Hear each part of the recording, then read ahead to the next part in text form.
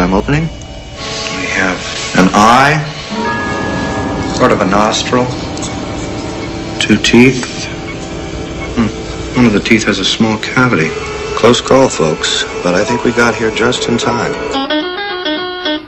Presented by Maria Menounos and Kevin Undergaro. This is Anatomy of a Movie. In-depth discussions and breakdowns of various movie titles. And now that you've seen the movie, let the dissection begin.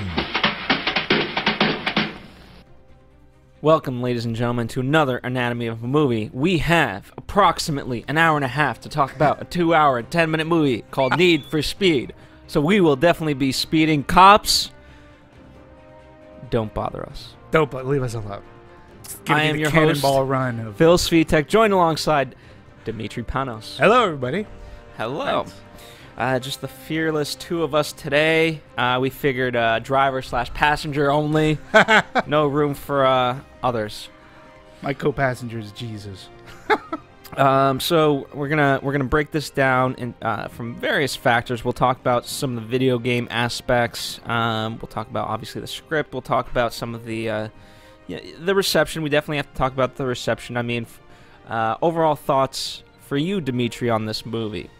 Overall thoughts. Listen, I gotta be honest. We're here to appreciate movies and talk about technique and everything, but this movie made me angry.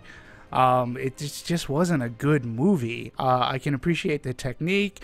I liked Scott Waugh's previous film called Act of Valor, but this one for a racing movie just didn't race. I was literally I was bored.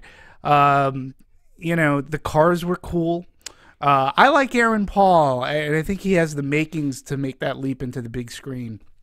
And but this Need for Speed was, it was in lack of any speed whatsoever, and that 2-hour and 10 runtime was just unnecessary for this type of a movie. It seemed to have, it's tough because it's hard not to compare this to the Fast and Furious, which have become so big. Especially of recent, and they have played, Fast and Furious folks have played it smart. They changed the genre. It went from being racing cars in the streets to like caper films now, and they've made the action has been so much bigger and everything. And while at the same time, a Fast and Furious movie, you check your brain in at the door, and a lot of the stuff, and you just go, no way. But you go along for the ride because it's just so fun and big. This movie didn't have that fun. A quick difference, for me, my general thoughts were, I'm torn between this movie because there's definitely great elements that I absolutely love, and there's elements that don't quite hit. And with this particular episode, I think what we're gonna do is we're gonna try to go into the science rather than just hate on everything. We'll go into science of what people are saying and why why it didn't hit, and perhaps give some suggestion and things like that. Because ultimately, I mean, again, our goal is to promote movies, and so while this movie is not getting the reception it deserves, at least in the U.S., and we'll talk about that specifically, but at the end of the day, I think it is worth seeing. Well, here's an interesting thing that I think is important to bring up, is that this movie, if you're watching us, folks, we're assuming that you've watched the movie too, and you're either watching to commiserate because you either feel the same way, or, however, you may be in that category, that Cinema Score. The Cinema Score survey, which this is a survey that goes out opening weekend, and they survey the people who come out of the theater, and they give it a grade. The studios use this grade because they can sometimes figure out whether or not the movie will have legs. The Cinema Score rating on this movie was a B+, which means generally that the audiences that went opening weekend, B+ isn't too bad, especially for this genre of movie. However, on the flip side of this, the Rotten Tomatoes rating was a 23%. That's a rotten. But you're looking at the audiences liked it. Obviously, B+ isn't bad. If it was B minus, then you're saying maybe they're not liking it that much. But B+ for this type of genre movie, audiences like it. So if you're watching us and you don't agree with, say, me, just let me know what you liked about it, what made it special for you. And we do have to talk about the video aspect of this game and the video game aspect, I should say. So lots to talk about. I want to start with Fast and the Furious, though, because I think a lot of people perhaps did have that expectation and are holding it to that level. And the difference is, for me at least, you know, Aaron Paul is clearly the leader in this. To me. And he has a rival. And unlike in Fast and the Furious, the first one in particular, you know, they were part and parcel, right? You know, they were kind of working together, and yes, there was deception and whatnot. But eventually, the whole arc was that they became friends at the first one, and then from then on, the rest is history. Right. You know, and it really, and you hear Vin Diesel talk about it, like they really are a family. And with this, yes, there was a family, but again, it was Aaron Paul really leading the charge, not in that complete way like Fast and the Furious. And I'm not saying that's a bad thing. I'm just saying, to me, in terms of if you want to start with that comparison, that's, again, the different goals. The goal with this, you know, so might as well talk about its kind of inception, right? Obviously, it comes from the video games. Right. The video games, they don't have that much story. You know, they're not family-oriented story. No, you know what I mean? They're just race. It's a race. Yeah, it's a race. Now, it's interesting because in doing my research, every single interview that was done with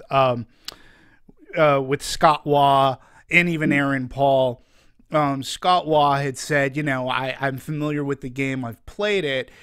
You know, the one thing that's the common thread when bringing up the video game is, he goes, what I wanted to do was, in the video game, you level up in cars. He goes, so you don't get the Lamborghini right at the get-go. You have to work your way up to that car so that you are more familiar with the controls. You can drive it better later on down the line. He goes, and that's what I wanted to do here. He goes, I start him off in the Mustang, the classic Shelby Mustang, which that was, in my opinion, that was the best car in the movie. Like, I wished he was able to drive that through to the end, because that car was awesome.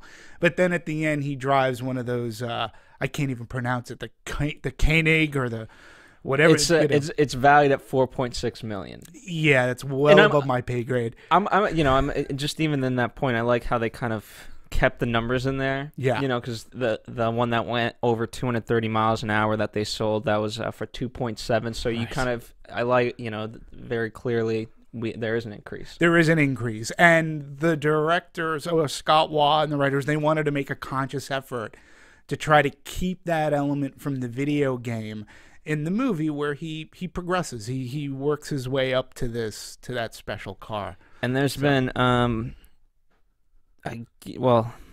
according to Wikipedia, there's 21 actual Need for Speed games, all dating back to 1994.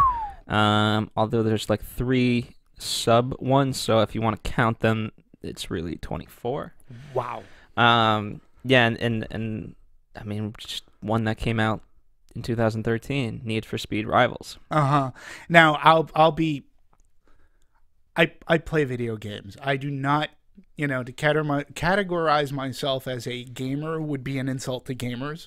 The only racing game I've ever played, and to me it's my favorite, it's like, I've dabbled with a couple of others, but Burnout. I'm a big Burnout guy, which sort of kind of has a Need for Speed element, because the way that cars crash and everything.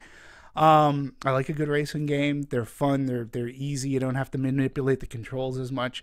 But Need for Speed, I've never actually played. I'll be honest. But I do recognize the franchise as far as a video game. And every time a new Need for Speed comes out, like I hear about it because it's advertised. You know, whether it's on TV or in the gaming mags. I remember living and traveling internationally.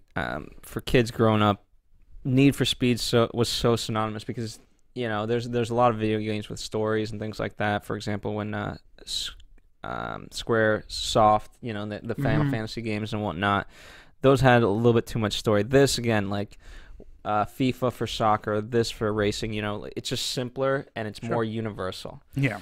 And Need for Speed was always that, and you can kind of go to pretty much any country, and whether it was a PlayStation or Xbox or computer, you always were able to play somehow in some way. Sure. And it was always cool in that regard of like who's playing on what device. Yeah, and the cool thing about a racing game is that a schmuck like me can pick up my controller and relatively easily try to get through it. Like you don't have to be simultaneously pressing buttons. You don't have to lock necessarily.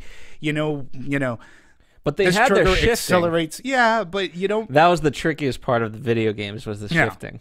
But again, like compared to a movie or to a game like a BioShock or a Mass Effect, which I'm playing Mass Effect 3, that goes to show you how much of a gamer I am. I'm playing a game that's like 50 years old. So, but you got it. There's an element there when for a racing game you push forward, you press this button, you accelerate, this button brakes, you can drift. Anybody, even if you're not an avid gamer, you can more or less because you just get better at it. Yeah, you just get it. Okay, okay, so I start here and I gotta go to the finish line, and there's one. It's easy. Yeah, it's easy, and they're fun. Like they chew up time. Graphics are great, and so I can recognize. You can play with friends True. or alone. Yep. And again, to add people in, again, there's a quick learning curve. Quick learning curve, and that's a great point. And graphics are great, so I understand the franchise for Need for Speed, and you can get its popularity.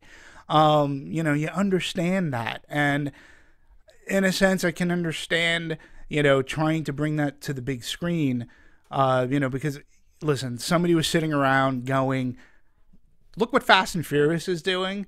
This game, Need for Speed, this sort of kind of has that street racing element to it, except with instead of muscle cars, we're looking at these very limited edition, very $4 million cars, and we could have something here. So I understand, why a competing studio might want to try to build a franchise, since that's the way to go these days. This was part of what I was slightly confused about. Brothers George and John Gatness had written the script, and they, I believe, shopped it around in 2012. But then in July 2012, it got bought by DreamWorks, and they were committed to making the movie. Right. That's how? Yeah, and I guess Steven they wrote Spielberg. It before. Yeah, he's attached to it. He actually cast. While we're talking about it, Steven Spielberg. Just to look, I know this is kind of getting ahead of ourselves in terms of casting, but many people, and we'll talk about the people considered, but in Aaron Paul particularly, Steven Spielberg was watching Breaking Bad, and he's like, I want that guy. Yeah, I want that guy. Yeah, and he obviously sees something in Aaron Paul, and we can talk about him a little bit later, but we'll bring him up since you brought him up. I mean, I like Aaron Paul. Yeah. That there is something about Aaron Paul that there's a likability factor to this guy, and I can see him being in some more movies, whether they be action or whatnot, but there's a likability factor to him, and he wasn't one of the things that I disliked about this movie. I was happy to see him come from Breaking Bad, because he just seems like an all-around good guy. You want to like him when he's on screen. He's got another big movie coming out this year. I forget. I think it's like a Ridley Scott movie, perhaps. I don't chew me out on this, but it might be like Exodus or something. Yeah, we'll just look him up. You do that. We will you just do look that, up because what he's otherwise up I'm going to for. sound like a blundering idiot. But going back to the script, so eventually bought out by DreamWorks Studios, and so then we mentioned Scott being the director of the movie. He did Act of Valor before, and you were mentioning before we started the show that a lot of the scenes, as things developed, were kind of based around the fact of what's this chase scene going to look like, and then let's figure out how to write it in. Yes, and that, we were talking. That to me is like cardinal rule number one. You don't necessarily, you craft your action scenes within your movie. You don't map out your action scenes and then go to the writer and go, here, write this in. Yeah. It's that to me could be a fatal flaw of the movie. And listen, he was a stuntman, so he understands what it takes to put the action scenes like in this movie or even in an Act of Valor together. The cool thing, if you saw Act of Valor, it's actually a pretty cool movie that uses actual Navy SEALs, And if you saw that movie, one of the big selling points is that every single quote unquote stunt that was done in Act of Valor was like for real. That's why they used real Navy SEALs. Everything that they did, it wasn't fictionalized. Like they were actual operations. The gadgetry you see in them, the actions that they do are true actions, which is cool. He doesn't like to rely on CGI, and I can respect that. And you can sort of tell with these action sequences that he choreographs. You know, he did the same thing. You talked about, well, why don't you, we found the same article about filming one scene in particular. It was cool. That's, let me start with a major thing and then kind of go into that.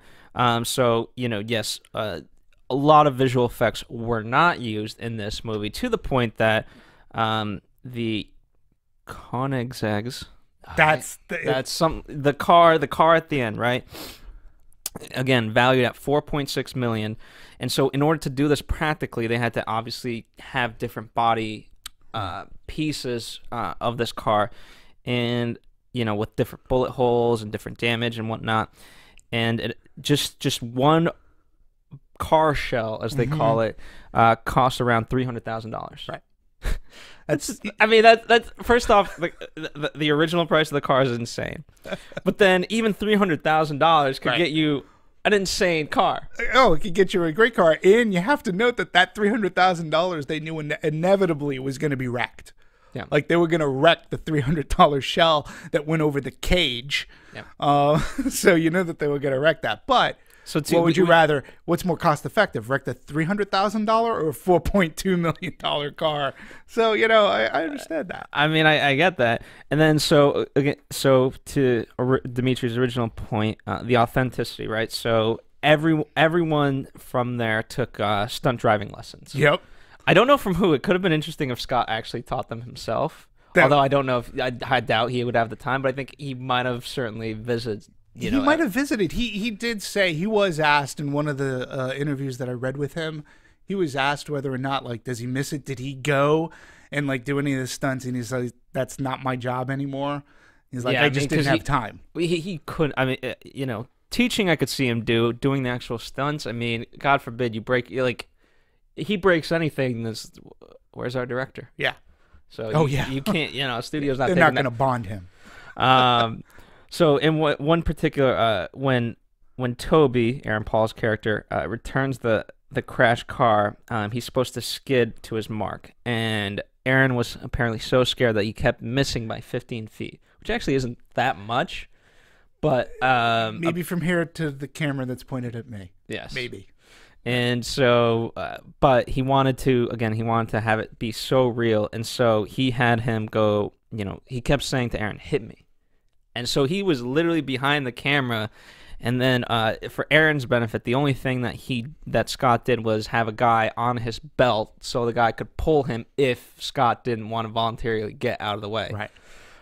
But they eventually got it to 2 feet. 2 feet.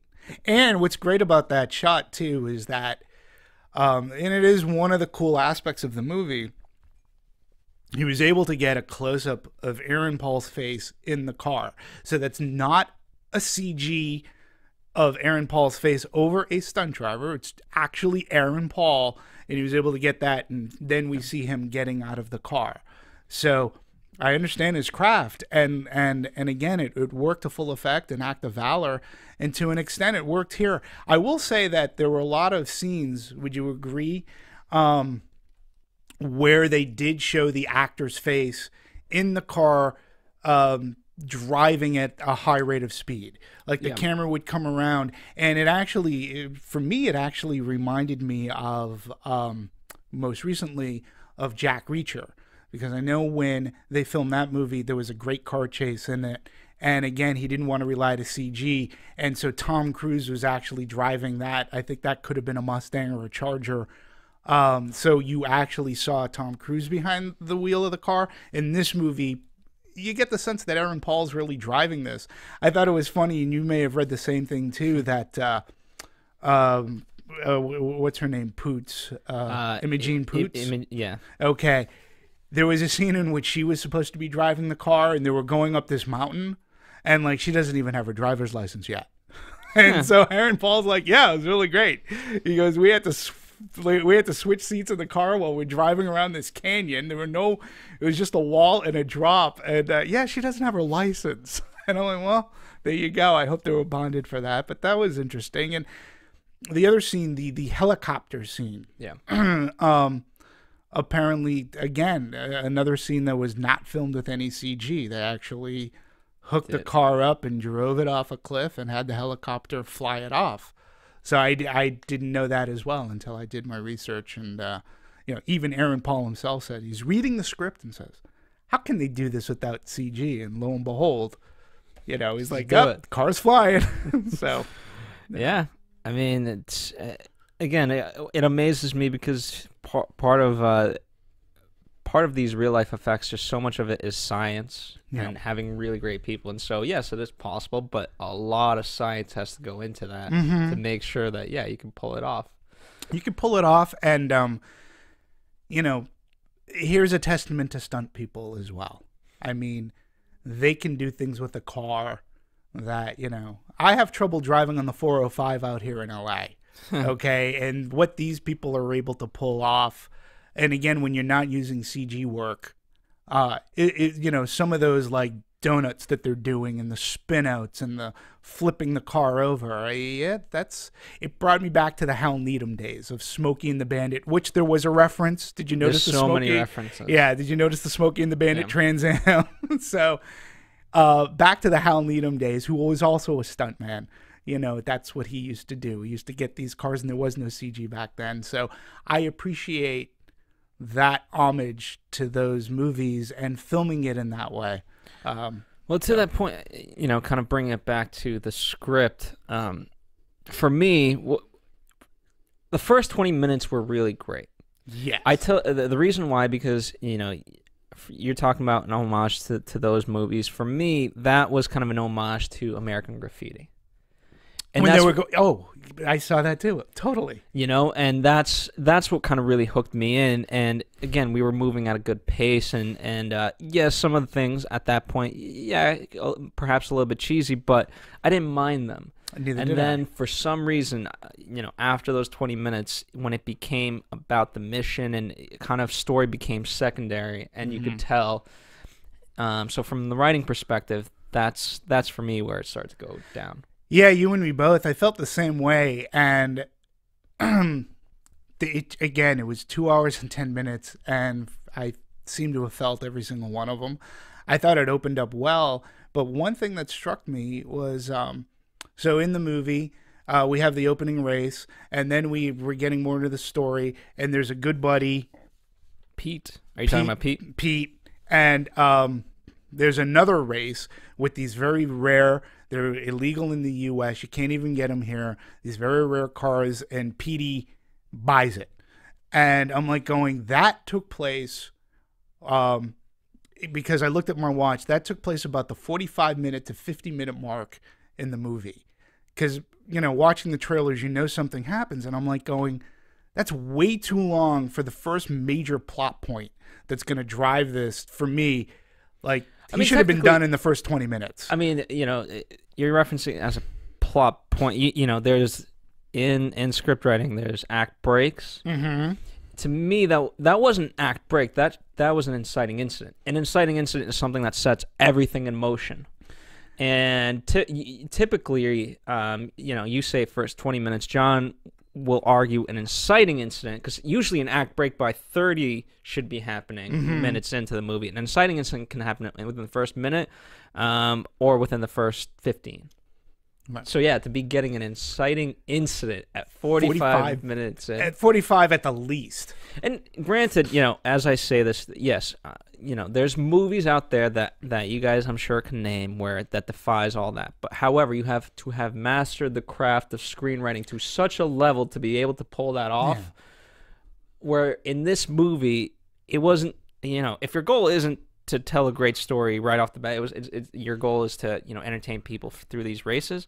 Stick to a convention, hit the beats when you're supposed to hit them. Absolutely. And that I think too is why Fast and the Furious, especially recently, really works. They hit their beats. They make it it's constantly going. Yeah. They don't, when there is dialogue, they have the dialogue. It's basically the dialogue is to slow the pace down, get a little bit more story, and then they hit you again with something radically like crazy obscene that I'm not gonna believe, but I'm buying into it. Like two cars dragging a huge safe down the streets of Rio de Janeiro. Like, it's crazy. It defies all the laws of physics, but it looked great and it was filmed fantastically. I buy it. In this movie, it could have used more brevity and maybe some, just some condensing of that. So let's talk about the cast. Really, really great cast overall. Obviously starting with Aaron Paul. I can't pronounce her name, but Miss Poots. There was so many other actresses that they were kind of eyeing, but she ultimately ended up getting it. And to me, it's funny because I was like, where do I know her from? And that awkward moment had just come out like a month ago, perhaps. I was like, oh yeah, she's in that as well. Is it Imogen or Imogen Poots? Imogen? Yes. Yeah, something like that. And you had Kid Cudi. Okay. The rabbit. You know what? I believe you. His real name, it's Scott. Kid Cudi was Scott Mescudi. Yeah. Benny. Which, again, they didn't quite advertise as much. No. At least not in the trailer. And I think just that in itself is fun. Like, oh, hey, you have this rapper in your movie. To me, I found that interesting. And then I was like, oh, that's yeah, I know him. And he's been in a couple of movies too. He was in Fright Night, the reboot, The Bling Ring, which did okay, 30 minutes or less. So the guy's he's getting up there in the ranks as far as his filmography goes. I thought that character in certain we'll talk about it later. Michael Keaton, he I found him interesting. I thought he did really well. It took me a while to kind of guess who he was. Or, when I saw him, I didn't recognize him. He reminded me of, remember Do the Right Thing, Samuel L. Jackson's character? He was he was the narrator. Yeah, but again, in that movie, it felt a little bit more organic. I don't know if their intention was to have... there's Easter eggs that we'll talk about, to Need for Speed, because they definitely were in there. But I feel like there's certain homages that they did. I don't know if it's intentional or not, but for me, that's an homage to him, and whereas in Do the Right Thing, it felt so much more organic. Right. This one, it just seemed like a paycheck for Michael Keaton. Like, we're gonna get him in here. He was fine. I think you could have gotten anybody in there. I mean, I'm just happy for the fact that Michael Keaton is trying and looking to make this comeback. He was far better in RoboCop. That reboot, I think, than he was in this. But, I sort of miss Michael Keaton. I wish somebody put him in, let's get him back into a comedy. Michael Keaton's a funny guy. I mean, he really is. So, to start and there was seeing evidence of that, but I didn't think we, for the story we're telling, I don't know if it fit. No, I understood why that character was there. I don't know how he's able to bankroll all this. I didn't get the character, and he has this elaborate setup, but yet when people are watching this on their iPads, the cars are dashes and dots. I wasn't getting this, but his face was being Skyped all over the place, yet apparently the cops can't track him down. I don't know, but yeah. It is what it is. It is what it is. But it's good to see him. I guess what I'm getting at, it's good to see Michael Keaton back up on the big screen. I'd like to see more of him in maybe some meatier roles, maybe back to comedy, which, that's what his claim to fame was. I mean, all in all, this was a great kind of ensemble of people. It really was, and that's why, when it started off as like an American Graffiti, you had Little Pete, you had his sister Nita, and there was some history there, but all in all, we didn't really get too much into that history because the way it was set up from a script perspective, she was supposed to be the love interest because they had that history, and then all of a sudden comes in Julia, right? And she's buying cars, and they have that connection, and then Anita's kind of forgotten until we need her to be back in the right, and so for me, it defied that convention, and I was a little taken aback. But again, it had the makings of all these great people. You could have Yeah, and again, when you talk about Dakota Johnson as Anita, like that character, I mean, again, for me, it was a missed opportunity. Wouldn't it have been better, like in the movie, towards the end after the Mustang gets wrecked and Imogen Poots is put into the hospital and whatnot, and Aaron Paul calls her and says, "Meet me somewhere in San Francisco." And he goes, you should leave him. And she goes, "I already have." And she reaches in and she pulls out the ring, yeah. the rock. And, and you would think like the missed opportunity is at the end of the movie, Aaron Paul's character gives the ring to Dominic Cooper, Dino Brewster. Yeah. But wouldn't it have been better had Anita... It take your ring. You're a liar. You killed my brother. Because wasn't little Pete her That brother, was her right? brother, yeah. Yeah, you're the one responsible, and you lied, and it was a missed opportunity for me. Other than Aaron Paul, I mean, you could have gone the other way, and I mean, I don't know. There was just with her, she was just slightly under, especially her being his sister. Yeah, and Aaron should have had so much guilt for her. The way they set up, again, there was that love interest, and all of a sudden it goes out the window forever. It's not like he returns to it. Right. Well, she ends up with Dino Brewster, played by Dominic Cooper, and she marries him, or they're at the very least engaged. So engaged to be engaged. Engaged to be engaged, and you just never quite wonder why. Like she ends up with Dino. I think so many stories are great. When I thought Dominic did great as Dino Brewster, but I wanted more of their interaction. I wanted to A, up the stakes, and B, also understand, okay, why do they hate each other so much? I mean, I get it. Little Pete is enough, but there's also that history before that. It's funny. It's great you mentioned this because I read an article with Dominic Cooper.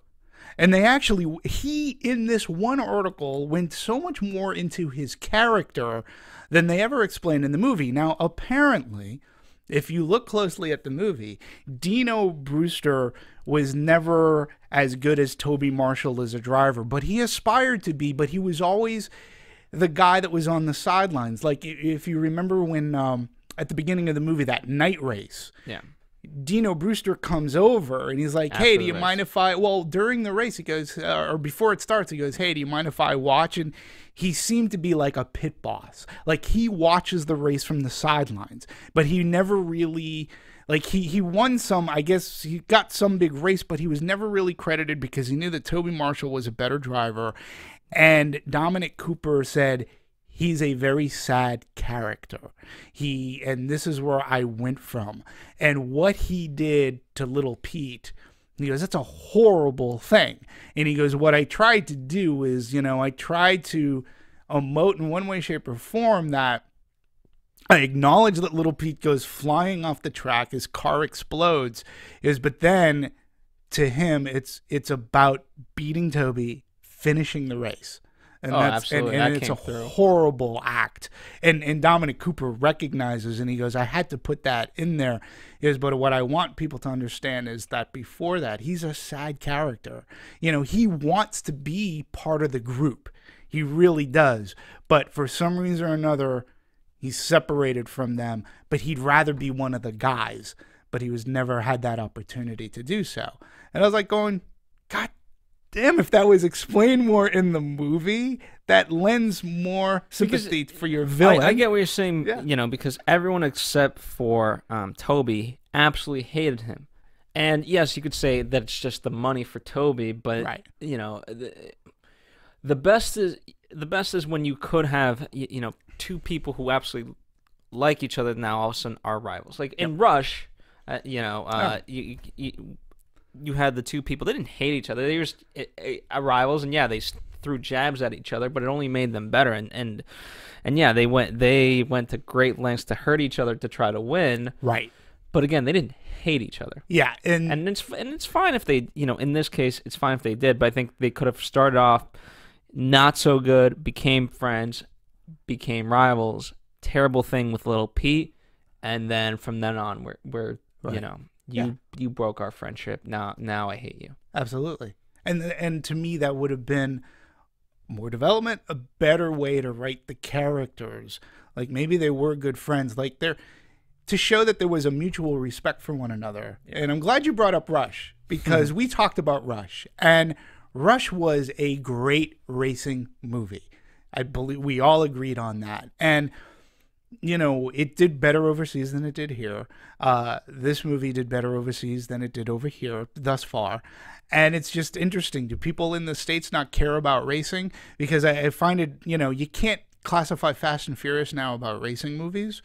It's just an interesting thing. But I think Rush was just so much.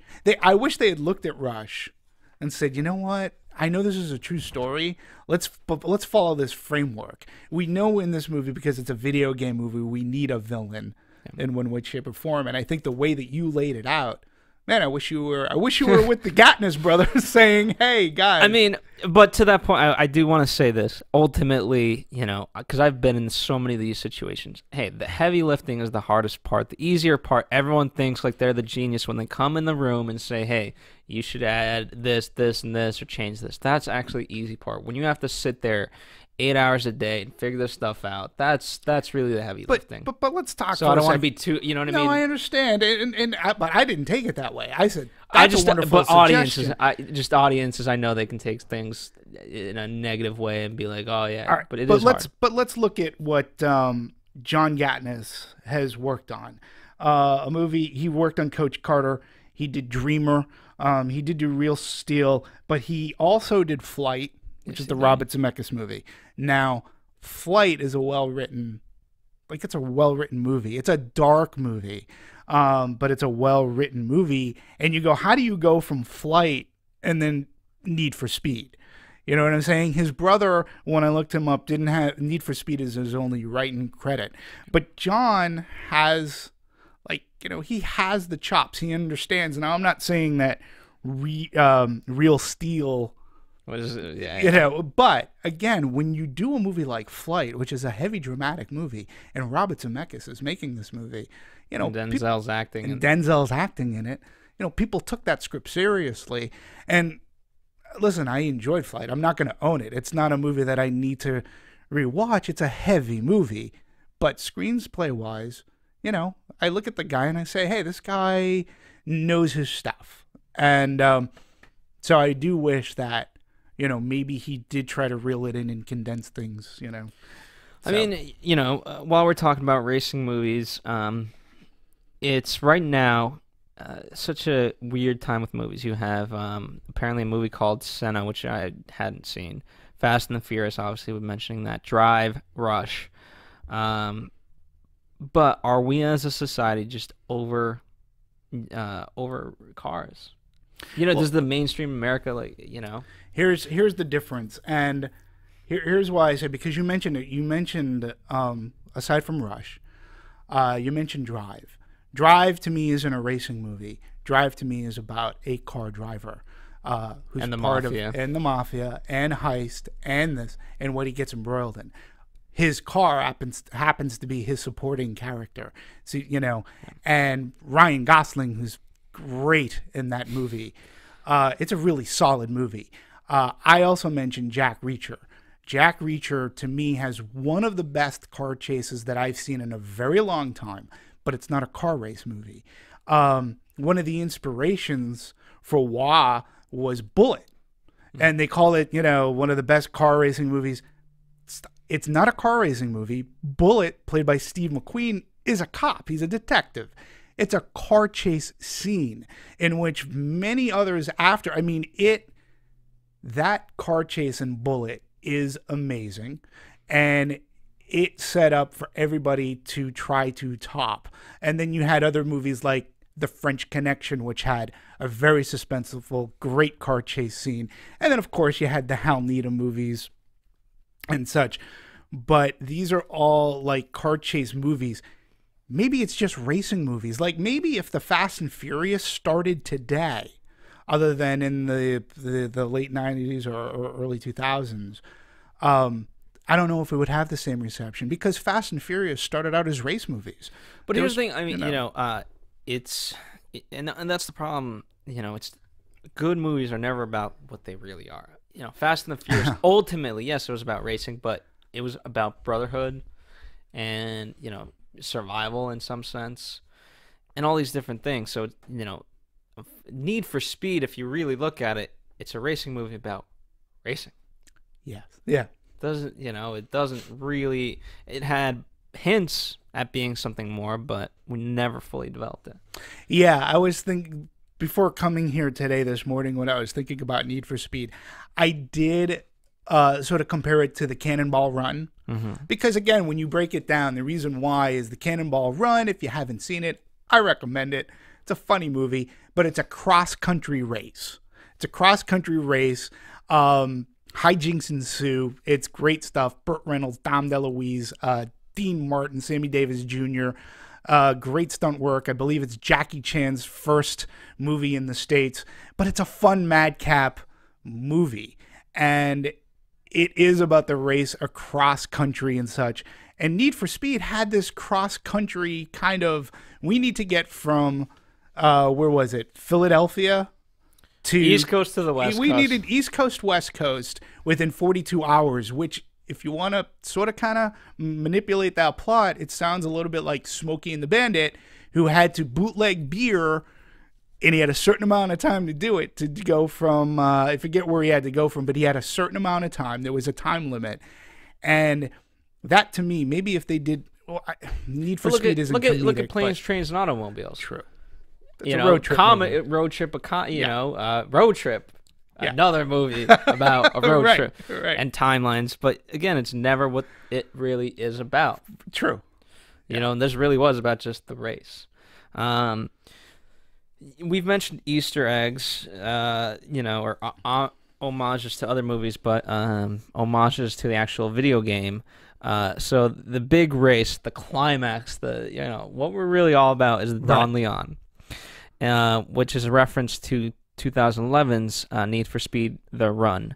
Right. A character of Cesar De Leon. He was like the big guy in that one. I didn't play the game, that particular one. But again, that's what it's hinting at. Right. I like the opening sequence, and in there, sprinkled in are Mario and Luigi, which kind of, you remember they're kind of racing Mario. Right, Mario Kart. Yeah. Sure.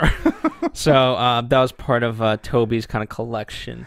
And it was one of the first, Super Mario Brothers was one of the first, if not the first, somebody can correct me on this, video game adaptations. I mean, you can't call Tron. No, Tron was a concept and movie which became a video game, which was a movie. But I think Super Mario Brothers was actually one of the first to be based off of an actual video game. So that's a nice Easter egg there. The Ford Mustang dashboard is obviously very similar to how it would appear in the game. Oh, really? Okay. Well, think about it. As you were watching it, from every time they showed his point of view, it was pretty much like a video gamer's point of view.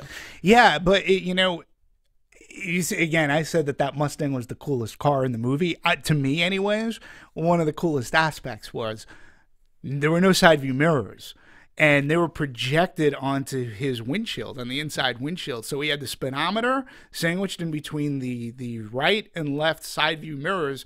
And from what I understand, because I was talking to somebody regarding the speedometer thing, that technology exists. I can't vouch for the side view mirrors, but that was cool to me. Right? I mean, I thought that was awesome. Absolutely. And, you mentioned, in the video game, you reach certain levels and you get better cars.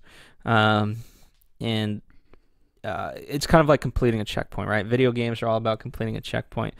He literally Tobey completes a checkpoint by going into the hotel, right? Because he has to, it's his checkpoint to check in at the hotel. Right.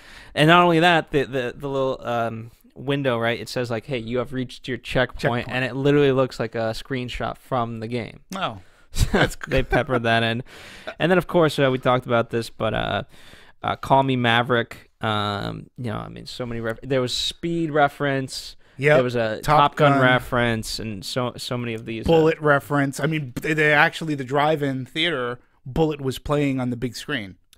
And that's one of 4 in Georgia, I believe.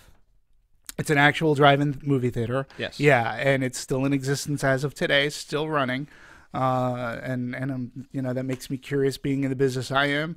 And I wonder if they've converted to digital. They must have if they're still in business today. So, but that's pretty cool. It is. And then, one of the other cool parts, another homage was to Rebel Without a Cause. I mean, Pete, with his haircut, looked like James Dean. They didn't wear the same colors with the jackets, but the jackets were similar. The only difference being that for Tobey, they made him obviously white for the good guy. And then Dino clearly black, as if we needed any differentiation. But again, I don't mind that. Yeah, I mean, and plus with Aaron Paul, they did want to make him Steve McQueen-ish. Yeah. Which, no offense to Aaron Paul, I do think the kid has chops, and I'd like to see him. But he's, the great. I was watching The Great Escape last night, and you see Steve McQueen on screen, and oh man, that actor just oozed so much charisma. And when he's in Bullet, his steely blue eyes, but you understand the reference in him getting into and driving that Shelby, that souped-up Shelby. Yeah. So, hey, I wanted to read to you when we were talking about the director. Here's something that he had to say. What Lance and I do. Lance is the stunt coordinator. He's the stunt coordinator on the movie, and they work together, believe it or not, on I forget the Torque. Which is another racing movie. So what Lance and I do in our scripts, when I look at scripts and I read the action, almost all of the time I just throw it all out. I know how the sequence and what the characters are supposed to do from page to page, but in terms of how they're going to do it, I like to reverse engineer it. Lance and I will go to a location, find locations that are interesting and lend to possible ideas, and then him and I will just sit there and dream up crazy stunts. Now, the cool thing about this is that he and Lance, I think, they can do this together. Like, they can work out stunts that are real, and they can work it without saying, hey, we don't have to manipulate this on CG. Like, we know how the stunts are going to work, and we know if a car's going to have to turn. So I find that sort of cool. But then he goes, then we bring it back and have George and Sean write them in. And I'm like, well, you should be taking lead from your writer and then collaborate with your writer and say, hey, that's a great stunt, but, we can make it so it's more real. You understand? Like, it should be more organic, other than we're going to dream up the stunts because we're stuntmen and you're going to have to write it into the script because we think it's just way cool. So, I just find that the process is unorthodox. Would you agree? It is. Sort of. There's various things. Sometimes unorthodox things work, right? I'm all for, there's an old saying, right?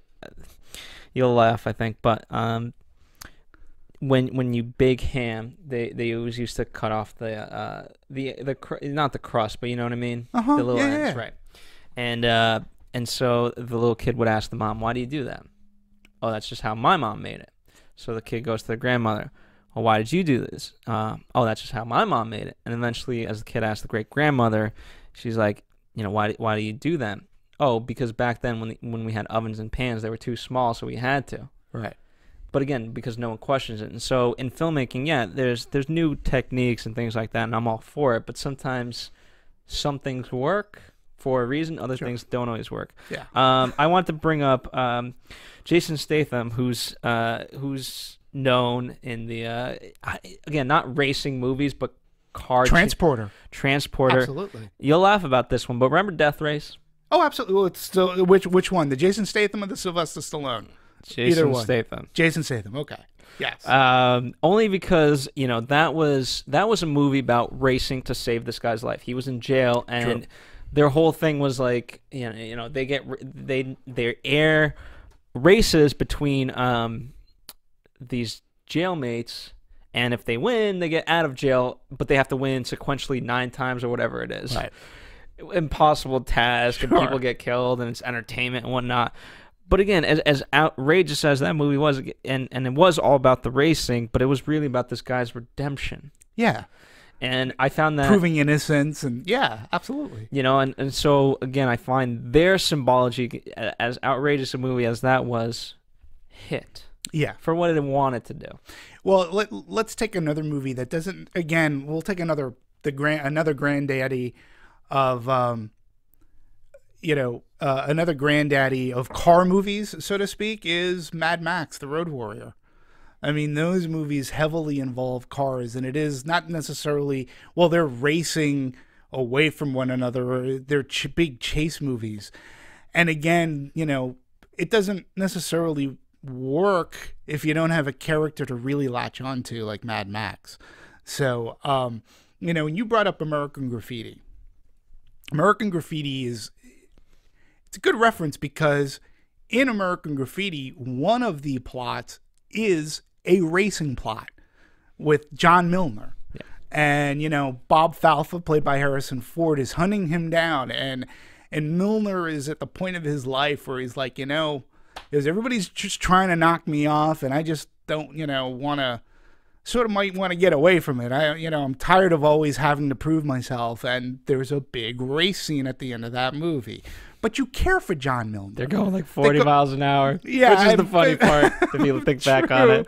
But, it was the 50s. They had these hot rods. And the thing about it is that you really cared for John Milner. Now, American Graffiti isn't all about the racing. I understand that. But if you just took that one plot out of the movie, in which it sort of kind of is about the racer who's trying to be knocked off, the villain, is trying to find him. They eventually hook up. They decide on a race.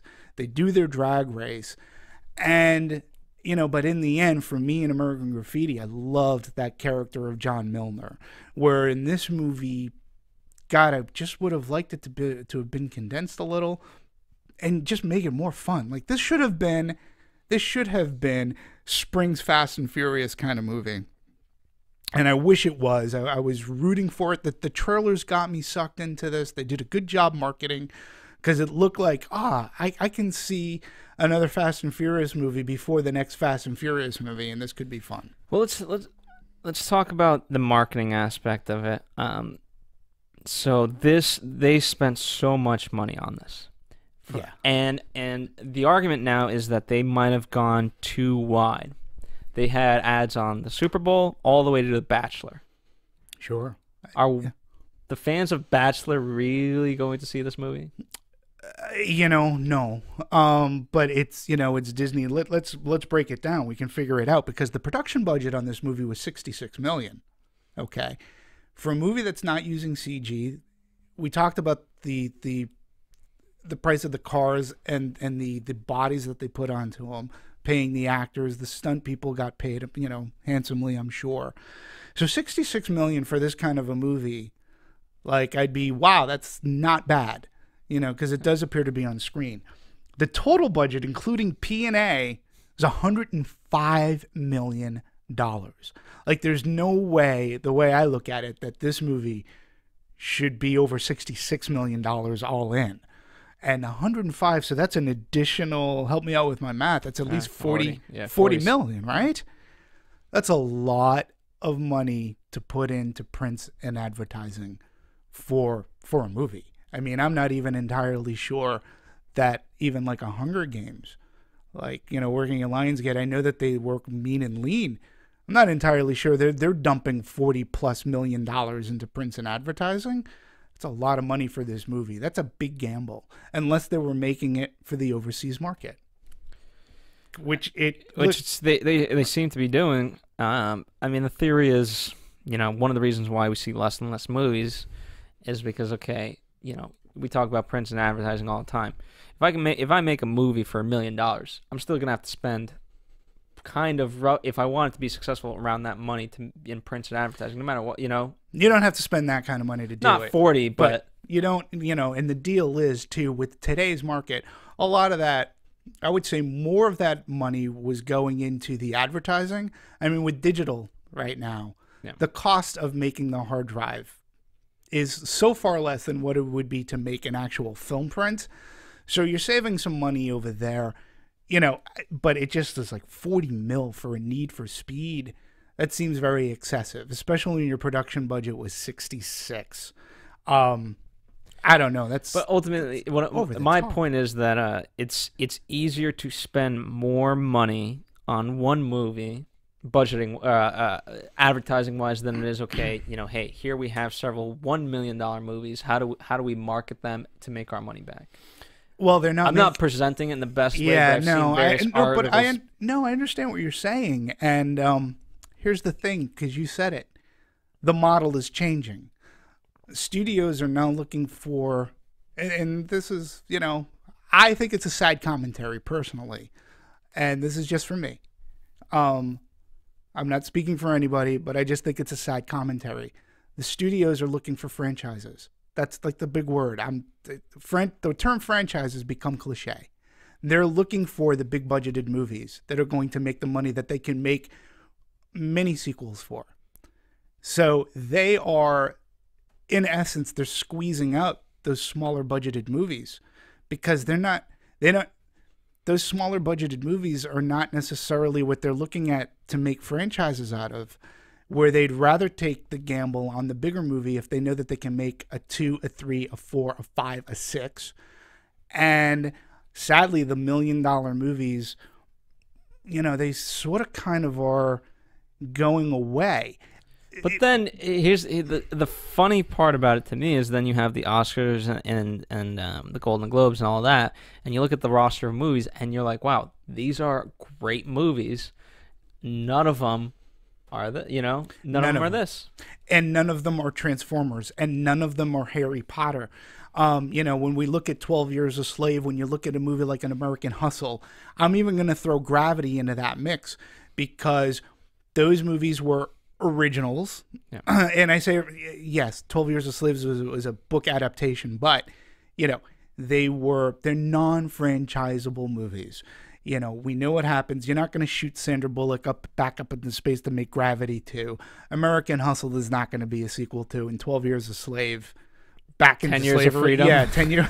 I mean, and when you break it down, I found this interesting. I've been working on this trailer for this convention coming up, CinemaCon, and it's basically, the trailer is called CinemaCon Goes Global, and it's the top, I believe, 25 global blockbusters. So this is around the world, and so they're clips of these movies that are that are part of this trailer. There was no American Hustle, there was no 12 Years a Slave, there was no like Blue Jasmine, there was none of those movies are considered. Gravity was in there, but that Gravity surprised a lot of people. Yeah, but that was the only one of the movies that there was no Dallas Buyers Club. There, none of the movies that I know, we talked about all of them, but to your point, it's, these are the big mainstream movies. And when DreamWorks or Touchstone goes to pick up a Need for Speed, they're hoping to get a franchise out of it. I'm not sure if that'll happen unless those foreign numbers really, really continue to pick up some more. So, and then it'll just be made for the foreign markets, and it'll be released here without as much fanfare. Yeah. So, I think digital has really changed the way our distribution patterns are going. My hope is that we don't forget about these middle movies, and that we do sort of kind of, this is why I was such a huge fan of Gravity. You can make commercial movies that are original, that don't rely on something before it to have happened, and you can make money off them, and you can make quality movies. The talent is out there, is what I'm saying. Writers, directors, they're there. And I like, obviously Christopher Nolan's done a franchise movie, but Inception, what that did. Absolutely. That there's like Inception 2. No, there's no Inception 2. Yeah, there's no. Yeah, and one of his first movies. Memento? Or Memento. Like, you're not making a franchise out of that. You're not making a franchise out of the one he did with Christian Bale and Hugh Jackman, The Prestige. Yeah. Although but commercially, for him, Inception was, Oh yeah. And then he's coming out with Interstellar, later this year, which I can't wait for. You know, again, though, I will say that Christopher Nolan's a very smart filmmaker. He's, you know, I find him to be brilliant. When he and his brother sit down and write a script, you're pretty much bankable that it's good. You know, I also believe, you know, I may have said it before, I'm a huge James Cameron fan. And when you look at his movies, how many of them have been franchised? Terminator, Avatar, but Titanic, they're not. But that's 2 out of his entire True Lies. We've never got a sequel to True Lies, which they could have easily done. You know, Avatar, they're going to sequelize. Titanic, they're not going to sequelize. Aliens, you know, there are reasons why he did Aliens, but he didn't do it to continue making alien movies, which, you know, that was they got other people, Fox got other people to do that. But, you know, he, to me, too, is a very inventive genius writer, and what he puts on screen I will go to. Need for Speed should have been a great popcorn movie. Yeah. Like Nonstop was for us. Yeah. I should have gone in there, check my brain, and eat my popcorn and go, okay, that was awesome. Sadly, it didn't work. I mean, here's an interesting trend we're seeing, especially in this year in particular. We're seeing a lot of first-time directors. Yep. With it's talking of Christopher Nolan, Wally, Pfister, Angelina Jolie. Yeah, coming out with a movie. Hard to believe. We're gonna be talking about it. But it just goes to show it's not necessarily whereas it used to be the old thing. The director is the auteur. Mm-hmm. In a studio system, that's not going to be the case. You know what I mean? He's going to see the vision through, but you can't blame Scott for, I don't know. Unless he was just a tyrant and was like, we're doing this and this is the bet. And I don't think they would have given him that much control. You know, there was an article too, like EA Sports, who owns who owns this title. You know, at first they were very collaborative. And then when DreamWorks picked it up, then it more shifted to them. And then Scott and the writers, they collaborated more and more. But I'm not thinking that they're giving Scott Waugh final cut. And, you know, it's funny that you say that, too, because even Spielberg, he had trouble getting Lincoln distributed. You know, I mean, and he's Steven Spielberg. That's how times are changing. And you know, you're right. The auteur, you know, unless you're a Steven Spielberg or Christopher Nolan, James Cameron, even Peter Jackson, you know, and I think maybe with Gravity, Alfonso Cuarón, some of these people might be given more space to work in. But for the most part, if you're a first timer, you know, I don't know. It could be tough. It could be challenging. Yeah. Speaking of budget, it was shot in Georgia, and I joke about that because there's so many tax incentives in Georgia right now. A lot of it was filmed there, and then some stuff in Detroit. So in terms of the shooting style, we talked about kind of the close-ups and things like that. Yeah. They were conscious of it, and when projected in 3D, it looks really great. Yeah, I mean, I will say this about shooting style. I found this on comingsoon.net, and they did it behind the scenes. Man, oh man, Shavitz, the camera work and the cranes and the way the camera, they had the camera on different cars, following the cars, and the camera could swivel, and it was that to me. I was like, wow, I could watch making of this movie. And even he said at one point he even got on the skid of a helicopter to get the shot of the pilot. So this guy's outside a helicopter. I appreciate that filmmaking. I appreciate when you're doing that stuff. What's great, we talked about this, I believe, on Nonstop in terms of the fighting sequence, right? It's so just fast, and sometimes you can't tell what's going on. But in that movie, we were able to tell because of the shooting style. Here, so many car chase movies, to me, I don't know what's going on. It's close up. This, foot on the pedal. Shifting gears, speedometer, eyes, cut to outside, then we're back, and I'm just like, okay, I don't even know where anybody is. But this one actually for as fast as it was, we were able to see what was going on. Yeah, and really be able to tell who's passing who. You know, we were in communication with the helicopter. Like, it was great. Yeah, and I agree with you. You know, to pick out a good point, it wasn't over-edited at all. And it let the car we got great angles, I thought, in the car races. I thought we got some really good angles. And even some, like, when the cars flip. I will say the little Petey scene I thought was great. Because, again, the way that it was edited, you also got a sense of how fragile these cars are. You know, little Petey was just bumped and his car did this thing. And because of that, it appeared as if the wind just whoosh, lifted that car up in the air and, you know, flies overhead. And, you get a sense that that's how fragile, really. And, it was a great scene, the way that it was cut together in the explosion and the Aaron Paul. And what I appreciate, too, is, you know, again, we're cutting to their faces, and we cut to faces a lot of times in other movies, but they look so calm, right? You know, not again, Fast and the Furious, but in those movies, I sometimes, you know, they're talking on via walkie-talkie. They might as well be texting. That's how calm they look at 200 miles an hour.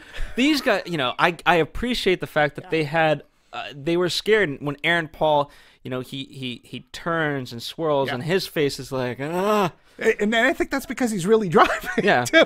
And you're right. There is a confidence in the Fast and the Furious movies when they're driving those muscle cars. But in this, when you're getting Aaron Paul and the director's telling him, you're too far out, you got to come in, and he's got to skid 2 feet to the director and the camera, I would be probably scared. I just took like 5 driving courses, man. You really want to trust me with this car to do that? Yeah. Yeah, I think that's, it is a testament to this movie. You know, again, this is regardless of whether I like it, the technique, and I appreciate that Aaron Paul's really driving, and I appreciate that they're not photoshopping his face onto the stunt driver. You know, you can tell. I think that's real fear. And when you get somebody like Imogen Poots, who's never had a driver's license before, look on Aaron Paul's face is like, okay, I get it. It's, you know. And, you know, even in Rush, we had hints of that. Like, you know, just because you're a great driver doesn't mean that, you know, driving at 230 miles an hour, you're not going to be like, wow, or I'm out of control. I'm so close. Right. That's part of the excitement, is that you're that close to the edge that you know, you're teetering. I could literally die, or I could stay in control. And the only way to do that is to surrender and give my absolute attention and look like I am about to crap myself. Yeah, and I got that when he was just doing the test drive of the Mustang. Yeah. When he said, I can get it to 230 and above. And I'm like, no, you can't. Now, again, there was nothing that I read that said what actual speeds they were hitting. And maybe there were some stunt drivers there who were hitting 230. That seems like a very fast speed. But regardless, it did appear as if not Imogen Poots, as if Aaron Paul, even in the test track, was like, whoa, like trying to hold that car down. It's just one thing, you know, I've gone 120, I don't know if I've ever gone 130, but that's usually on a very, very straight road. Oh, yeah. To be able to hit just even past 100 on those turns, you have to be really skilled. Yeah. Talk about skill. Try doing 120 in a Pacer.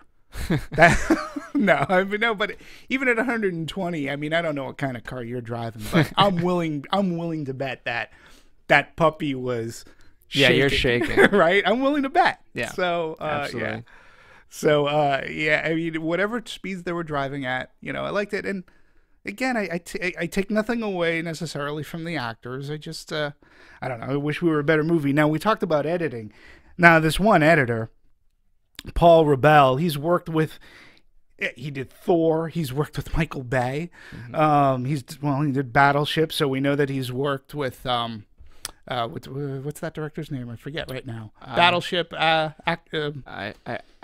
forget. Public Enemy. Hancock. I've put that movie out of my mind. Peterberg. So he's worked with him. I mean, he knows. He's worked with Michael Mann. He edited Miami Vice, and he did Collateral.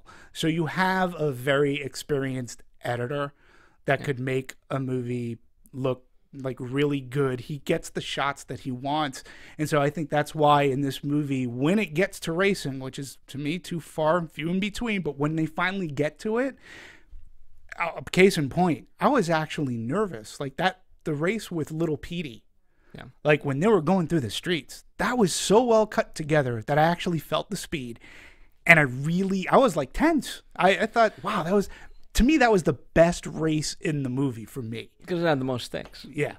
Yeah, for me, in terms of the ending, I give them a lot of credit. The reason why, I would knock it for the running time, but ironically, I don't think it was the director or the editor. I think it was just the fact of, okay, we've put so much money into this.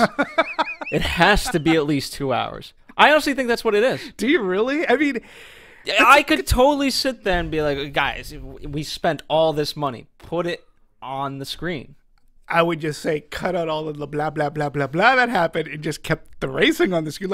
Like condense it because, I mean, I don't know. I don't know where the pacing comes from, but, I mean, that makes as much sense. Like, I don't know. A movie like this shouldn't be 2 hours and 10 minutes. I mean, I think an hour and 45. Perfect. Like Death Race. I think right? It was an hour and 45. Nonstop. Even Speed isn't. Speed is like an hour and a half. Right. And, keep the races going. I think some of here's the problem, right? Especially when you're going to say, hey, we have 42 hours to get from the East Coast to the West Coast. Right. It should feel feel like I'm flying. Yeah. I should feel the need for speed. Yeah. For sure. It shouldn't take 42 hours to get... So right. Time needs to condense in that way, and but again, I don't think it was them so much. I think it was literally, okay, we've sunk $60 million into this. We got to come out some way. It could be, but then I'm thinking, as a distributor, as a studio, yeah, shorter is better. Guys, we need to, like, if I'm an executive or a studio head, and I'm like, guys, can we trim this? Let's try to get this under 2 hours because let's face it, it's Need for Speed. But then there's something to Man of Steel, right? 2.5 hours, whatever it is. There's something to that amount of length. Like Christopher Nolan, I don't think he's done a movie less than 2 hours and 20 minutes in 10 years at this point. Right. But there's something to that grandeur of like, wow, so, a 2.5 hour movie of this. Right. But it has to still hold. I think. So listen, I'm not disputing, and that's as good as an excuse of making this movie, 2 hours and 10 minutes. I mean, the pacing didn't falter in the race scenes. The pacing just faltered once that critical race scene where Little Petey buys it, and then everything in between. There just wasn't anything exciting going on, and I commend them because it was pretty much two people in a car up until when they finally got to the checkpoint, right? and they're communicating via radio and all that. But and again, I mean, whether it's okay, I'm good. Okay, it could be a reference to Smokey and the Bandit again, because in Smokey and the Bandit, you had Burt Reynolds and Sally Fields in here, and at first they didn't, they were at odds. And this has, you have Imogen Poots and him. Oh, and they even do. That's right, in Smokey and the Bandit, if memory serves, I haven't seen the movie in a while, but they do a switch.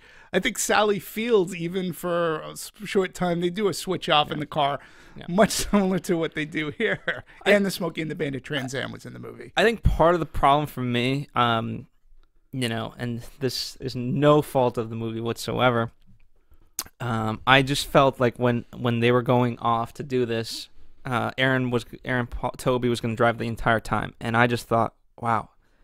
I can't stand to drive more than 4 hours straight. If I had to drive 42 hours straight, I would want to kill myself. So to me, that didn't seem like a short amount of time. It seemed like, what the hell am I going to do in the car for 42 hours? Dude, I work for Technicolor. My office is in Ontario. I live in Culver City. For those who are outside of the California area, you're talking about a 60-mile car ride a day within Los Angeles traffic, in and out of Los Angeles traffic.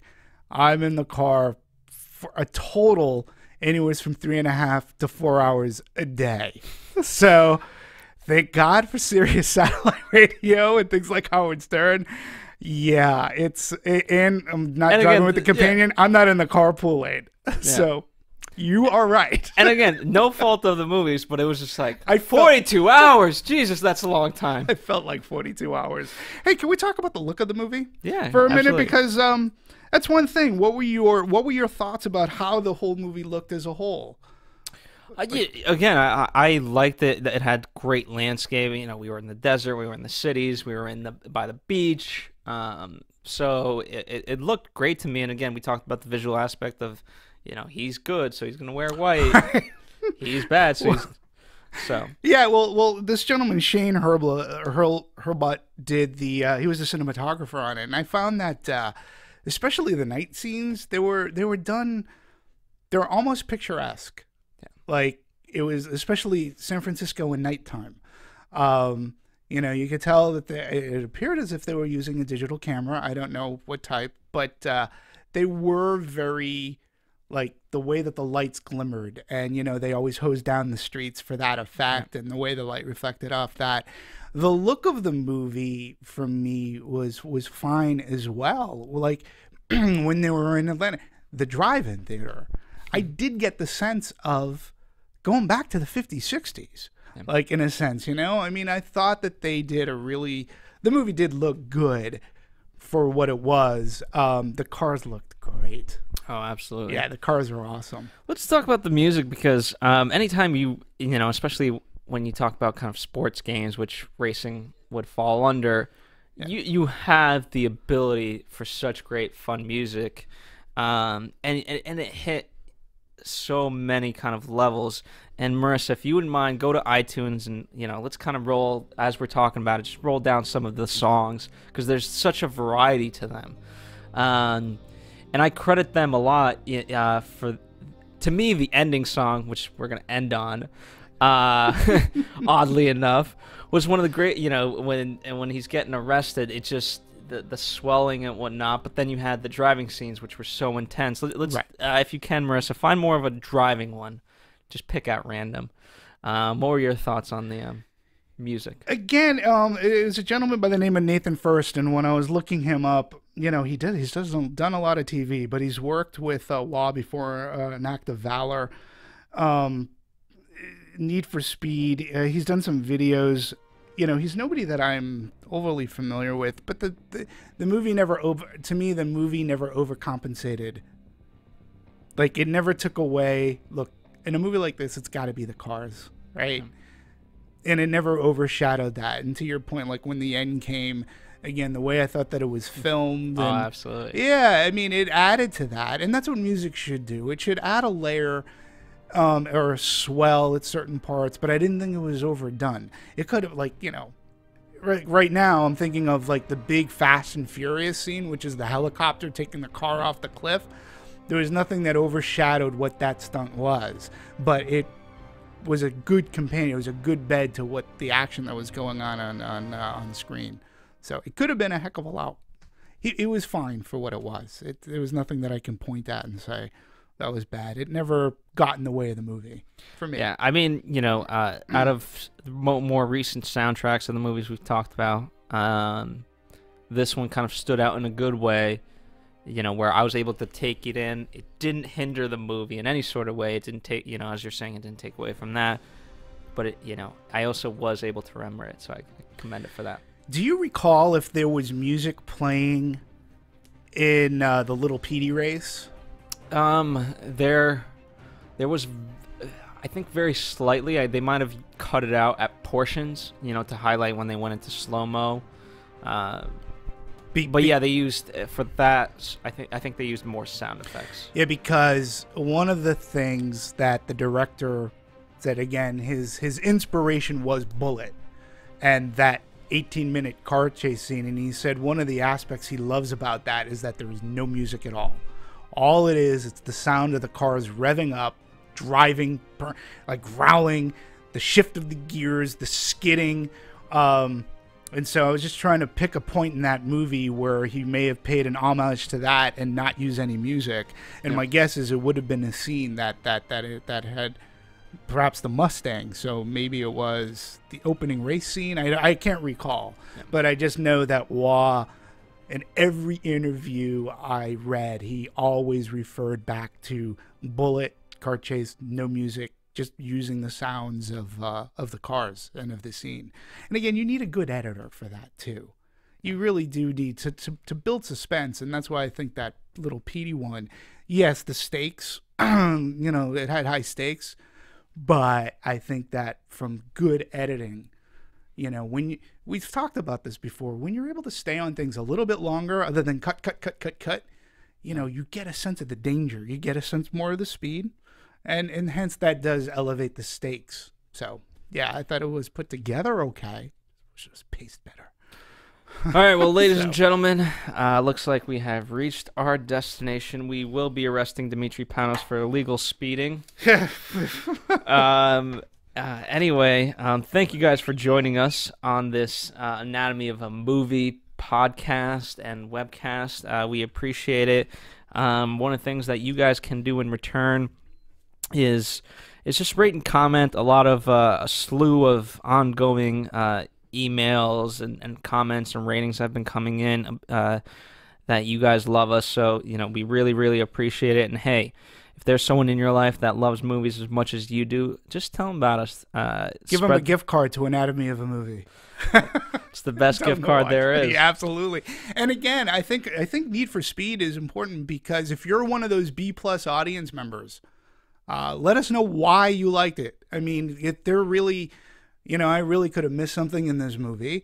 But just let us know if you're a B+er, because to me this wasn't a B+. This is more in the D- category. But if you are a B+ and you say, "Dude, you're out of your mind. Like, why didn't you like this, this, and this?" I'm all open for the comments. My date actually loved this movie. Really? So it was interesting. I sadly saw it by myself, and that could have been why. Hey, I didn't say I enjoyed it as much as her. But anyway, thank you guys for joining us. info@anatomyofamovie.com. Of course, the website, Anatomy of a Movie. We're free on iTunes. We're free on YouTube. And probably just depends if we are on all the podcast platforms. There's so many. But definitely check out anatomyofamovie.com. And follow us on Twitter @Movie Anatomy. We're getting better at tweeting. We're putting in some cool news out there for you guys to follow if you guys are movie fanatics. We've got Noah coming up. We've got Divergent. We've got Captain America. Yep. Veronica Mars coming up. We've got a whole slew of movies. The schedule is up on anatomyofamovie.com of what we're doing. Obviously subject to change, but hey, we tried the best we can for you guys. And until next time. No speeding. Cheers. See you, Need for Speed 2. Okay. From producers Maria Menounos, Kevin Undergaro, Phil Svitek, and the rest of the Anatomy of a Movie staff, we would like to thank you for listening and subscribing to the show. If you have any questions or comments, feel free to email or tweet us. I'm Sir Richard Wentworth, and this has been Anatomy of a Movie.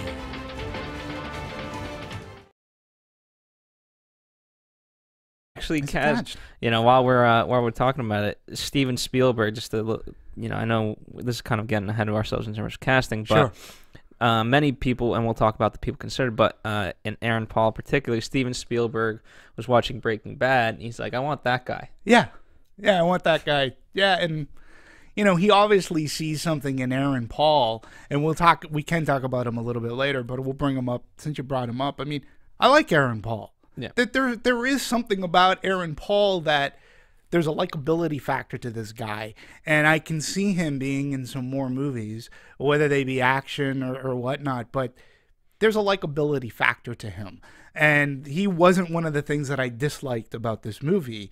I was happy to see him come from Breaking Bad, because he just seems like an all-around good guy. You want to like him when he's on He's screen. got another big movie coming out this year. I forget. I think it's like a Ridley Scott movie. Perhaps I don't chew me out on this, but it might be like Exodus or something. Yeah, we'll just look him up. We will do that. We will you just do look that, up because what he's otherwise up I'm going to for. sound like a blundering idiot. But going back to the script, so eventually bought out by DreamWorks Studios, and so then we mentioned Scott being the director of the movie. He did Act of Valor before, and you were mentioning before we started the show that a lot of the scenes, as things developed, were kind of based around the fact of how's this what's this chase scene gonna look like, and then let's figure out how to write it in. Yes, and that, yeah, we were talking. That to me is like cardinal rule number one. You don't necessarily, you craft your action scenes within your movie. You don't map out your action scenes and then go to the writer and go, here, write this in. Yeah, like it's that to me could be a fatal flaw of the movie. And listen, he was a stuntman, so he understands what it takes to put the action scenes like in this movie or even in an Act of Valor together. The cool thing, if you saw Act of Valor, it's actually a pretty cool movie that uses actual Navy SEALs. And if you saw that movie, one of the big selling points is that every single quote unquote stunt that was done in Act of Valor was like for real. That's why they used real Navy SEALs. Everything that they did, it wasn't fictionalized. Like they were actual operations. The gadgetry you see in them, the actions that they do are true actions, which is cool. He doesn't like to rely on CGI, and I can respect that. And you can sort of tell with these action sequences that he choreographs. He did the same thing. You talked about, well, why don't you, we found the same article about filming one scene in particular. It was cool. Let me start with the major thing and then kind of go into that. So, for me, my general thoughts were, I'm torn between this movie because there's definitely great elements that I absolutely love, and there's elements that don't quite hit. And with this particular episode, I think what we're gonna do is we're gonna try to go into the science rather than just hate on everything. We'll go into science of what people are saying and why why it didn't hit, and perhaps give some suggestion and things like that. Because ultimately, I mean, again, our goal is to promote movies, and so while this movie is not getting the reception it deserves, at least in the U.S., and we'll talk about that specifically, but at the end of the day, I think it is worth seeing. Well, here's an interesting thing that I think is important to bring up, is that this movie, if you're watching us, folks, we're assuming that you've watched the movie too, and you're either watching to commiserate because you either feel the same way, or, however, you may be in that category, that Cinema Score. The Cinema Score survey, which this is a survey that goes out opening weekend, and they survey the people who come out of the theater and they give it a grade. The studios use this grade because they can sometimes figure out whether or not the movie will have legs. The Cinema Score rating on this movie was a B+, which means generally that the audiences that went opening weekend, B+ isn't too bad, especially for this genre of movie. However, on the flip side of this, the Rotten Tomatoes rating was at 23%. That's a rotten. But you're looking at the audiences liked it. Obviously, B+ isn't bad. If it was B minus, then you're saying maybe they're not liking it that much.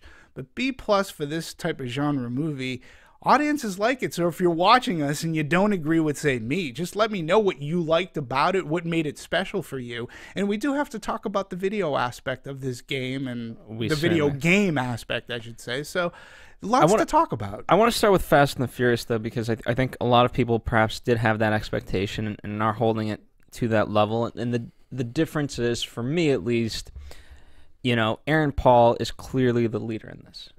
To me. And he has a rival. And unlike in Fast and the Furious, the first one in particular, they were part and parcel, right? They were kind of working together, and yes, there was deception and whatnot. But eventually, the whole arc was that they became friends at the first one, and then from then on, the rest is history. Right. And it really, and you hear Vin Diesel talk about it, like they really are a family. And with this, yes, there was a family, but again, it was Aaron Paul really leading the charge, not in that complete way like Fast and the Furious. And I'm not saying that's a bad thing. I'm just saying, to me, in terms of if you want to start with that comparison, that's, again, the different goals. The goal with this, so might as well talk about its kind of inception, right? Obviously, it comes from the video games. Right. For kids growing up, Need for Speed was so synonymous because there's a lot of video games with stories and things like that. For example, when Square Soft, the Final Fantasy games and whatnot, those had a little bit too much story. This again, like FIFA for soccer, this for racing, you know, it's just simpler and it's more universal. Yeah. And Need for Speed was always that, and you can kind of go to pretty much any country, and whether it was a PlayStation or Xbox or computer, you always were able to play somehow in some way. And it was always cool in that regard of like who's playing on what device. Yeah, and the cool thing about a racing game is that a schmuck like me can pick up my controller and relatively easily try to get through it. Like you don't have to be simultaneously pressing buttons. You don't have to lock necessarily. But they this had their trigger shifting. Accelerates. Yeah, but you don't. That was the trickiest part of the video games was the shifting.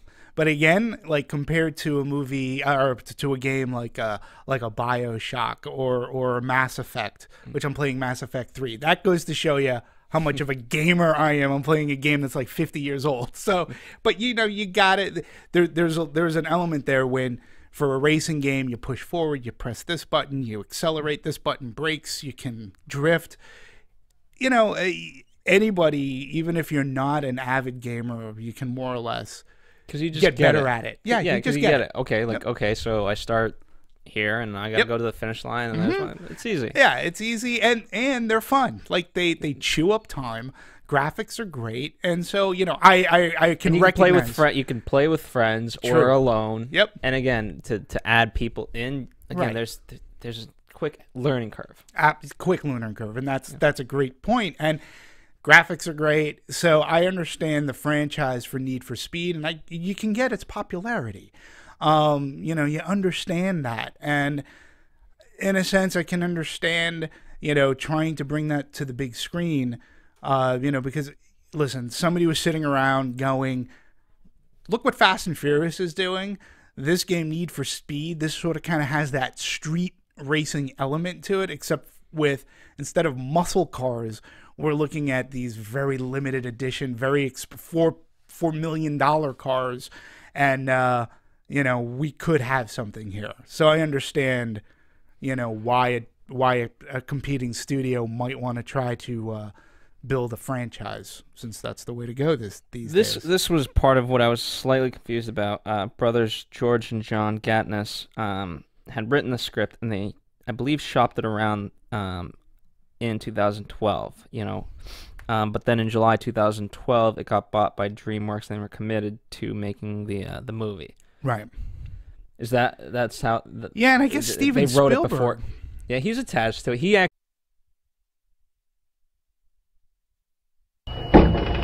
I'm opening. We have an eye, sort of a nostril, 2 teeth. One of the teeth has a small cavity. Close call, folks, but I think we got here just in time. Presented by Maria Menounos and Kevin Undergaro. This is Anatomy of a Movie. In-depth discussions and breakdowns of various movie titles. And now that you've seen the movie, let the dissection begin. Welcome, ladies and gentlemen, to another Anatomy of a Movie. We have approximately an hour and a half to talk about a 2-hour, 10-minute movie called Need for Speed. So we will definitely be speeding. Cops, don't bother us. Don't leave us alone. I am your host, cannonball run of Phil Svitek, joined alongside Dimitri Panos. Hello, everybody. Hello. Just the fearless two of us today. We figured driver/passenger only. No room for others. My co-passenger is Jesus. So we're gonna break this down in, from various factors. We'll talk about some of the video game aspects. We'll talk about obviously the script. We'll talk about some of the reception. We definitely have to talk about the reception. I mean, overall thoughts for you, Dimitri, on this movie. Overall thoughts. Listen, I gotta be honest. We're here to appreciate movies and talk about technique and everything, but this movie made me angry. It just wasn't a good movie. I can appreciate the technique. I liked Scott Waugh's previous film called Act of Valor, but this one for a racing movie just didn't race. I was literally I was bored. The cars were cool. I like Aaron Paul, and I think he has the makings to make that leap into the big screen. And but this Need for Speed was, it was in lack of any speed whatsoever, and that 2 hour and 10 runtime was just unnecessary for this type of a movie. It seemed to have, it's tough because it's hard not to compare this to the Fast and Furious, which have become so big, especially of recent. And, they have played, Fast and Furious folks have played it smart. They changed the genre. It went from being racing cars in the streets to like caper films now. And they've made the action has been so much bigger and everything. And while at the same time, a Fast and Furious movie, you check your brain in at the door, and a lot of the stuff, and you just go, no way. But you go along for the ride because it's just so fun and big. This movie didn't have that fun. A quick difference, the video games, they don't have that much story. They're not family-oriented story. No, you know what I mean? They're just race. It's a race. Yeah, it's a race. Now, it's interesting because in doing my research, every single interview that was done with Scott Waugh and even Aaron Paul, Scott Waugh had said, I'm familiar with the game. I've played it. The one thing that's the common thread when bringing up the video game is, he goes, what I wanted to do was, in the video game, you level up in cars. He goes, so you don't get the Lamborghini right at the get-go. You have to work your way up to that car so that you are more familiar with the controls. You can drive it better later on down the line. He goes, and that's what I wanted to do here. He goes, I start him off in the Mustang, the classic Shelby Mustang, which that was, in my opinion, that was the best car in the movie. Like, I wished he was able to drive that through to the end because that car was awesome.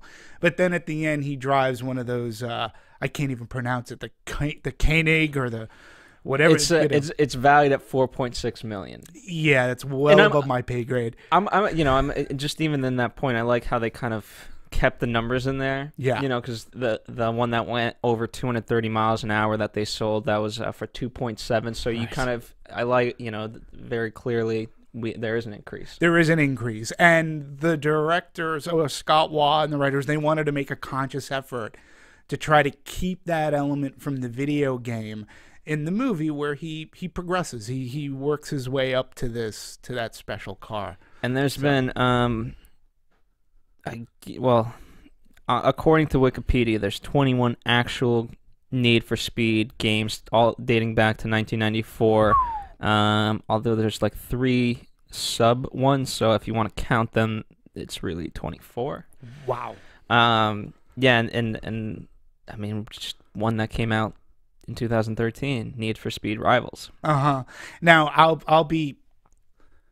I play video games. I do not, to categorize myself as a gamer would be an insult to gamers. The only racing game I've ever played, and to me it's my favorite, it's like, I've dabbled with a couple of others, but Burnout. I'm a big Burnout guy, which sort of kind of has a Need for Speed element because the way that cars crash and everything. I like a good racing game. They're fun. They're easy. You don't have to manipulate the controls as much. But Need for Speed, I've never actually played. I'll be honest. But I do recognize the franchise as far as a video game. And every time a new Need for Speed comes out, like I hear about it because it's advertised. Whether it's on TV or in the gaming mags. I remember living and traveling internationally.